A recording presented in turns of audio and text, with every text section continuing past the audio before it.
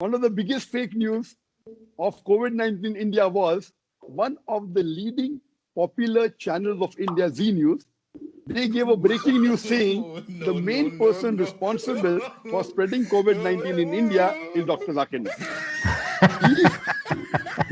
He picked up Malaysian Tabligh Jamaati, Malaysian Muslim from Tabligh Jamaat, and he put COVID-19 in them and told them to go to India. Zakir Naik के इशारे पर तैयार हुए corona bomb. Subhanallah. A logical person in his wildest dream and by Z News, which is one of the leading news channels in India. Malaysia जमातियों की भूमिका इस corona आत्मघाती हमले में अहम होने की वजह से जाकिर नाइक जो मलेशिया में रह रहा है, उसका भी इस साजिश में शामिल होने से इनकार नहीं किया जा सकता। That's a genius. As a whole, the Hindus in India and the non-Muslims in India, they aren't against Muslims as a whole. But later on, because of the political situation, they felt that we can use religion as a trump card to come to power. BJP, RSS, they started using that, and they started propagating animosity against the Muslims to come to power. And with that, maybe the percentage of the Hindus against Muslims may have increased to 10%. But because of the fear psychosis, the people supporting Muslims has reduced to 5%. And the neutral is 85%. As time is going on, because of the threat they're giving on the social media and the open lynching of the Muslims, and giving a clear-cut picture to the Hindus that if you support Muslims, we will attack you. So they have been attacking those Hindus who are supporting Muslims. Because of that, the people openly supporting Muslim has reduced. So now I would feel that after they've come to power the second time, the people against Muslims may be approximately 15%, 5% in favor, and yet 80% neutral.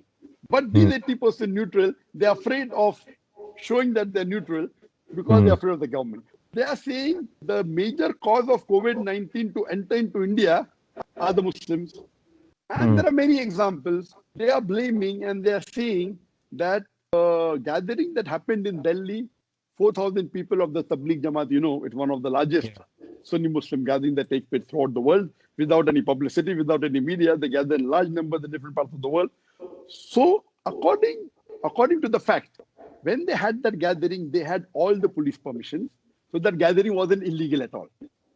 So it is wrong to blame them because if they did not take permission, then you can hold them responsible. So Tabligh Jamaat, when they had that gathering in March, they did not break any law. But what happened when the gathering of few days got over, immediately, without any notice, the government announced that there's going to be a lockdown next day. So the people who had gathered from different parts of the country and outside India, they tried to go back home to the city. They could not. So many of them came back to the Markaz. And when they came back to the Markaz, the government said, now you're breaking the law that during lockdown, how can few hundred people or 1,000 people gather there? Which is totally wrong. I mean, they did not do it willingly. It was without any warning. Furthermore, what the news is saying that majority of the cases of the Tabligh Jamaat is from COVID-19. The fact is that there are other news available that majority of the people, there was hardly anyone who was tested positive. So the news, the whole news media of India, the mainstream media, except for one channel, NDTV, the majority of the mainstream media has been purchased by the government. Either it's owned by the BJP government, or they are friends of BJP government, or they're bought over by BJP government. You see, it's very disheartening that, you know, Muslims are, there are many hospitals in India owned by Hindus. They said Muslim cannot be treated in hospital. Yes, I saw that. Yeah. Subhanallah. Then there are cases where, like in Delhi and some cities in India, that Muslims aren't allowed to sell their stuff in the market.